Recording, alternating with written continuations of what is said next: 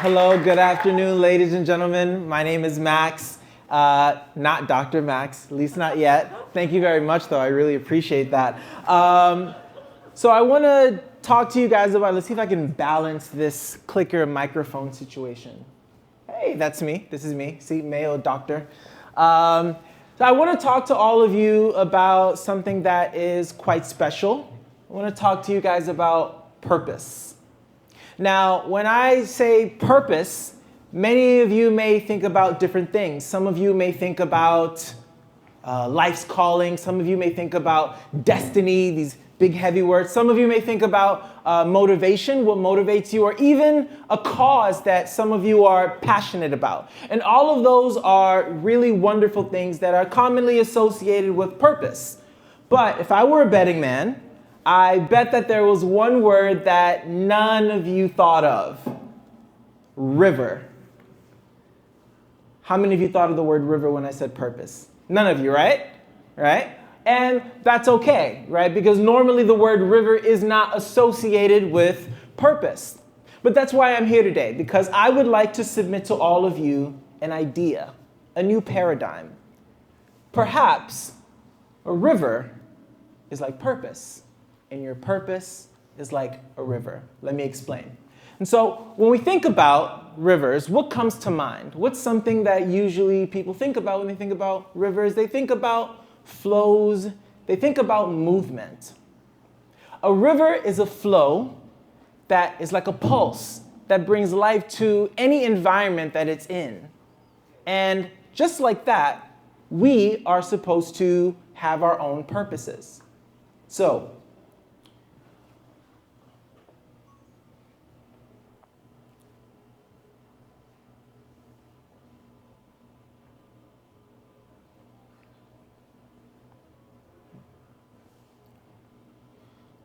let me pause like Seven Shed.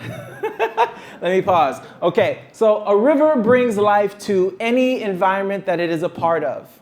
Okay, and so just like that, we have our own purposes. And so when we think about a flow, some of you think that you are a go-with-the-flow type of person, and some of you are a person that likes to control the flow. How many of you are go-with-the-flow kinds of people? Raise your hand if you're a go-with-the-flow kind of person. Okay, go with the flow. How many of you tend to control the flow? People like to control. This is how you know that you can decide whether you're a go with the flow kind of person or control the flow individual. You know, depending on how you travel. Okay, so if you are a person that has to have an itinerary that's completely planned out down to the letter, and you know every single thing that's going to happen minute by minute, you are probably a control the flow type of person. But if you're more like me, you are a person that books your hotel and your flight, and you let the chips fall where they may. Regardless of where you may fall, what category it is, it doesn't really matter. What matters is that you are able to locate where that river is and where it's going, and whether you are in it or not. I want to share a couple of important stories that brought me to where I am today. So when I was 7 years old, I distinctly remember being in my grandmother's shop, and I was flipping through a magazine. My mother was outside talking with her friend. They were gossiping about something about which I can't remember, but I was looking at these pictures, and I found myself completely enamored by what I saw. I knew, even at that young age, that someone had taken those photos. And this idea came to me. I said, what if I could do something like this?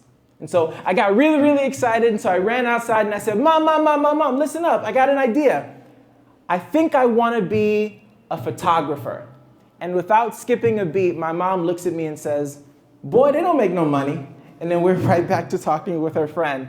And I walked away completely shocked, and I guess I told myself, well, I can't do that anymore. Let me find something else, something different, something more practical. Many of you, especially you young ones, are probably in similar situations where you may have a wild idea that you may be thinking about pursuing, but are thinking that you need to do something that's just a little bit more practical, a little bit more realistic. Some of you may be thinking about giving up your childhood dream in order to pursue that thing that seems real. Some of you are risking walking away from the river that's calling out to you. And so I did that same thing. I decided that I would do something else, and that's exactly what I did. And so we fast forward many, many years later, and I find myself finishing up my master's degree, and I'm coming over to China. I'm now working and living as an educator, and I only practice photography on seldom occasion. And then something really spectacular happens, something crazy. The lockdown happens. So in 2022, how many of you guys remember the lockdown, right? That was a pretty intense time for most people. And I end up having this brilliant idea. I said, what if I get COVID?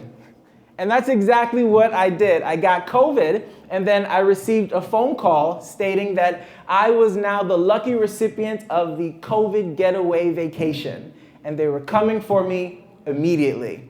And so on the phone, I said, I'm usually not this lucky. Are you sure? And they said, is your name Max? I said, maybe. And then they said, well, in that case, pack your bags. We're coming right away. I said, please, please, please. There must be someone that is so much more deserving of this honor than myself. I cannot accept. And they said, Max, we insist. And so they came and knocked on my door, and they told me to pack a bag, and so that's what I did. And then I threw my camera inside of the bag, and then there I was. I was off to a quarantine facility. And I'm being very light about this, but this was actually a very tumultuous time. It was a very tough time for myself, as it was for most people. I was laying down on a mattress that was only paper thin. I was eating food that wasn't really that good. It was really tough. And some of you may remember, or some of you who have ever been to a quarantine facility, you can't leave until you have a negative test result. And so you would get tested every day. And even though I felt better, I wasn't allowed to leave. Until one day someone knocked on my door, bang, bang, bang. And they said, come with us. And I said, am I going home? And they said, no, you're going to another quarantine facility.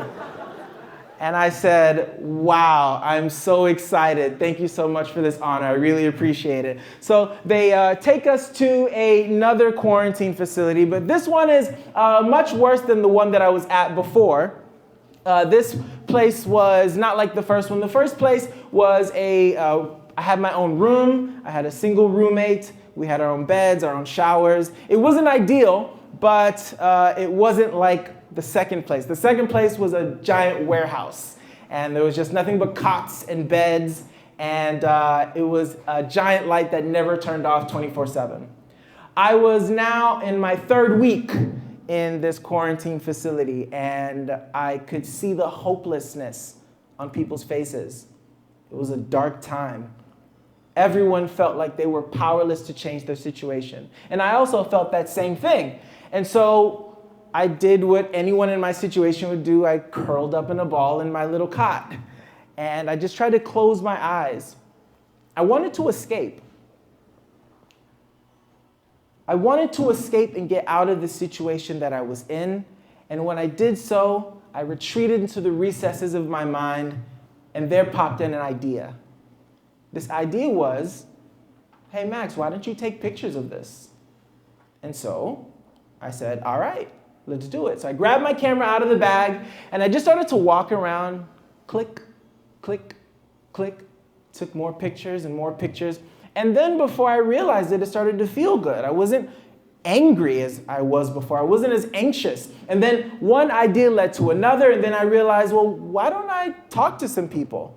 And so then it became an interview, and then I started to interview more people. And before I realized, this process was not only giving me a sense of escape from this terrible situation, it was helping others to take their mind off of what was going on around them. And I felt this sensation at my feet. I heard this swishing sound, and I looked down, and I saw water. I was at the mouth of a river. How did I get there? How did that happen?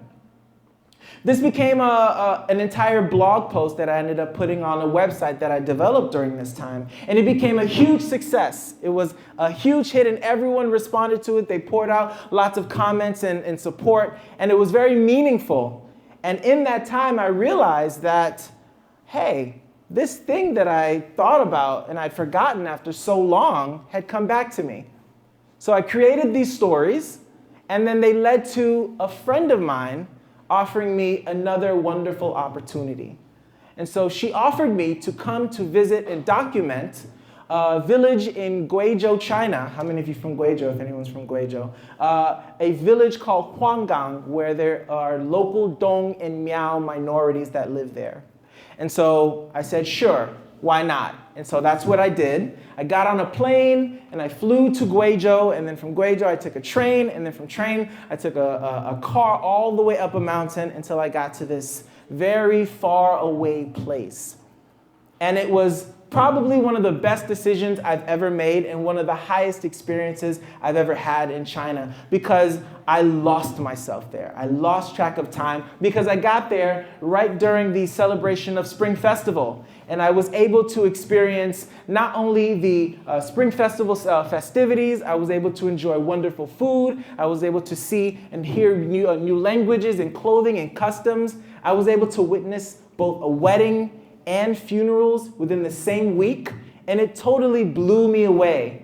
And that same feeling of water that was at my feet was now up to my waist, and it was rising and rising up to my neck. I'd lost track of time, and now I felt like I was completely immersed. I was now deep into this feeling that was now taking me away from my sense of time. And I started to realize, oh my gosh, I'm now doing the very same thing that I wanted to do when I was 7 years old. But how did that happen? I didn't come here to China with any type of village exploration projects in mind. I came here to be a teacher. And then I started to ponder about purpose and what purpose is. And for some of you, purpose may be a very frustrating topic because many of you may see it as a vague or abstract concept. What does it mean to have purpose? I don't know what my purpose is. Well, I have some potential things that might be able to soothe that gnawing anxiety.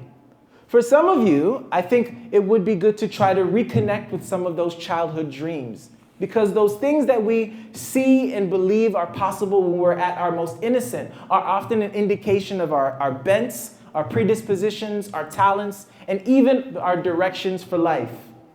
Also, if you have some themes that generally follow you, if you are a person that wherever you go, you find that there's something that you do that you enjoy, maybe there's something you love, or even something that you hate. If there's something that you strongly dislike, that could be an indication of where you might belong. And then finally, anything that causes you to lose track of time. All of these can be indications of what you potentially could and should be doing. Now, the big obvious thing that's probably on everyone's minds is, well, great, thank you for the sermon, Max, but you're a teacher, you're not a photographer. You're not living your dream, and I would beg to differ.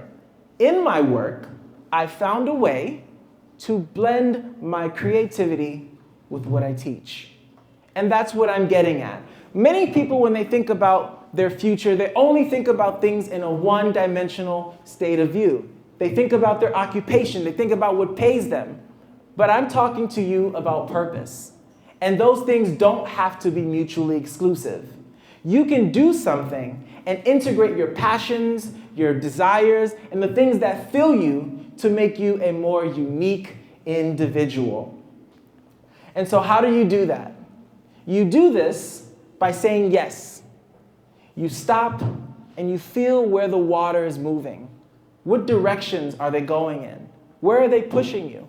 What things keep reoccurring and what opportunities are available? And when they show themselves, you should say yes. And then once you do that, think about how those things can blend with the work that you do, what you currently are in your life. It doesn't matter if that thing that you really love is paying you. That's not the point. The point is that you're doing what brings you satisfaction in your life. And then I believe that when you do those things, you will become a more fully integrated version of who you are, the person that you were made to be, the person that shines and gives life to those around you. Similar to that pulsing river that I mentioned earlier. Do you guys remember? So now think of it this way. Most people, when they think about a river, they think about purpose in this way that is very vague and abstract, and they think about something that you need to conjure up or create inside of you. And I want to give you a simple thought. Perhaps purpose is not something that you need to pursue, but instead it's something that pursues you. All you have to do is feel the water that's moving around you. I hope that all of you can find your flow. Thank you.